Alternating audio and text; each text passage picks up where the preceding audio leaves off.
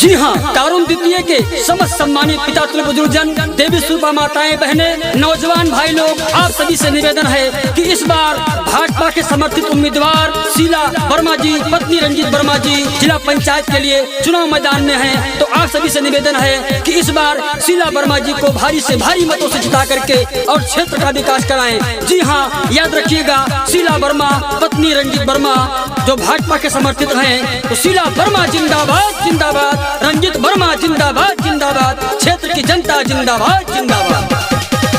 अब की जिताना है, जिला पंचायत बनाना है। अब की जिताना है, जिला पंचायत बनाना है कि शीला वर्मा जी को भारी मतों से विजयी बनाना है कि शीला वर्मा जी को भारी मतों से विजयी बनाना है।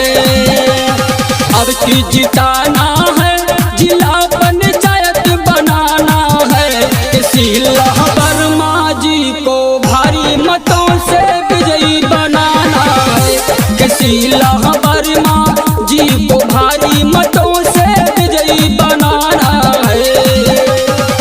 जी हाँ साथियों, हमारे रंजीत वर्मा भैया जो भाजपा से समर्थित उम्मीदवार बनके उनकी पत्नी जी आई हैं, लगातार आपकी सेवा में तैयार रहते हैं, चाहे दिन हो चाहे रात हो, अपनी गाड़ी लेकर के अपने पैसे के साथ आपकी सेवा में लगे रहते हैं। तो इस बार अवसर आया है साथियों, भूल न जाना, शीला वर्मा, पत्नी रंजीत वर्मा को भारी से भारी मतों से जिताना है। और कहना है साथियों, तस्वीर बदलेगी, तकदीर बदलेगी, एक बार सेवा करने का अवसर दे दो, तारुण द्वितीय की तकदीर बदलेगी।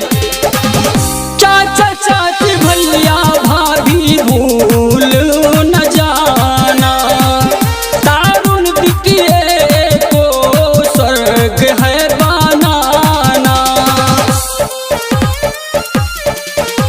हे चाचा चाची भैया भाभी भूल न जाना, तारुण द्वितीय को स्वर्ग है बनाना। पोलिंग पे जाना है, जम के मोहरिया लगाना है।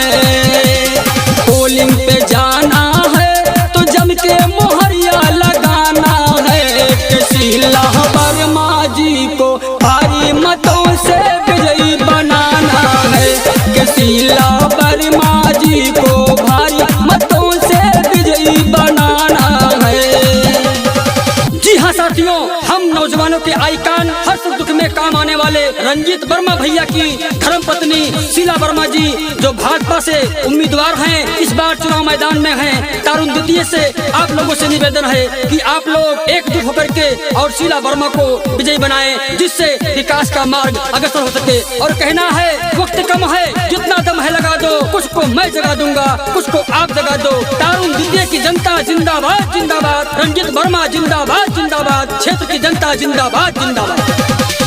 दुखियों गरीबों का ये रखती ख्याल है, क्षेत्र की जनता की ये करती देखभाल है।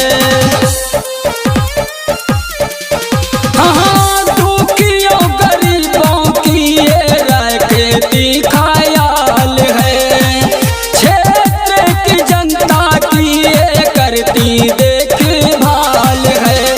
साथ निभाना है कि मिलकर साथ निभाना है, साथ निभाना है तो मिलकर साथ निभाना है कि शीला वर्मा जी को भारी मतों से विजयी बनाना है कि शीला वर्मा जी को भारी मतों से विजयी बनाना है।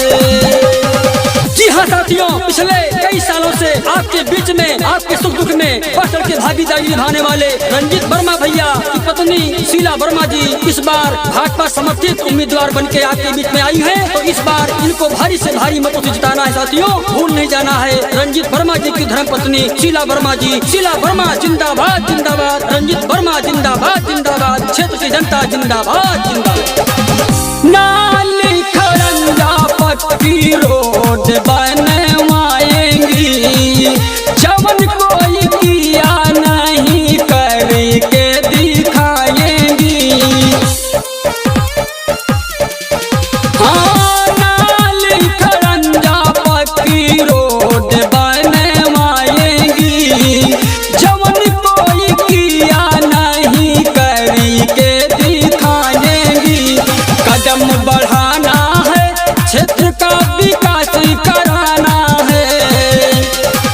हम बढ़ा